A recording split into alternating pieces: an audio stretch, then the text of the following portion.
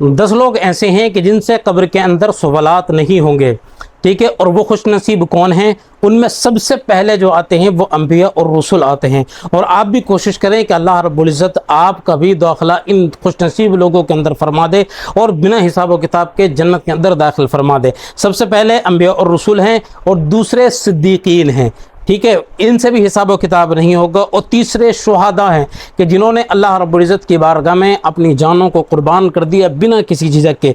और चौथे जो हैं वो जिहाद की तैयारी करने वाले, यानी जिहाद की तैयारी में लगे हुए थे और अल्लाह रब्बुल इज़्ज़त ने उन्हें मौत दे दी, तो उनका भी हिसाब व किताब नहीं होगा। और पाँचवें जो है ताउन की बीमारी में मरने वाले, इस वक्त तो वो है नहीं, लेकिन जो पहले बीमारी आती थी पूरी की पूरी बस्तियाँ जो हैं वो खाली हो जाया करती थी, तो उनका भी हिसाब व किताब नहीं होगा। और छठे नंबर पर किसी और बीमारी में लंबे समय तक रहने वाले, क्योंकि आजकल और भी बहुत सारी बीमारियां ऐसी हो जाती हैं, जैसे कैंसर की बीमारी हो गई, या लीवर की, फेफड़ों की, गुर्दों की, ऐसी कोई भी बीमारी जिसमें इंसान लंबे समय तक न खा सकता है, न चल सकता है, न पी सकता है, न उठ सकता है, न बैठ सकता है, यानी मजबूर पड़ा हुआ है बिल्कुल दूसरों के सहारे पर, तो लंबे समय तक किसी भी बीमारी में रहने वाला इंसान, उससे भी हिसाब व किताब नहीं होगा। और 7वें नंबर पर छोटे बच्चों से हिसाब व किताब नहीं होगा।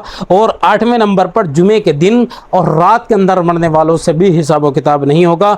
और 9वें नंबर पर सूरे मुल्क की तिलावत करने वाले, सूरे मुल्क आसानी के साथ में आप पढ़ सकते हैं और अपना दाखिला भी इन खुशनसीब लोगों में करा सकते हैं। तो आप सूरे मुल्क की तिलावत बाद नमाज इशा ज़रूर कर लिया करेंगे, दिन में जिस वक्त भी आपको वक्त मिले तो आप ज़रूर अदा किया करें। और 10वां मरज़ुल मौत में सूरे इखलास पढ़ने वाला, यानी बिल्कुल जो है बहुत ज़्यादा बीमार है, परेशान है, पड़ा हुआ है और आखिरी वक्त है, ऐसे वक्त के अंदर अगर किसी को जो है वो सूरे इखलास पढ़ना नसीब हो गई, अगर उसने उसकी तिलावत कर ली, अल्लाह रब्बुल इज़्ज़त उससे भी हिसाब व किताब नहीं फरमाएगा।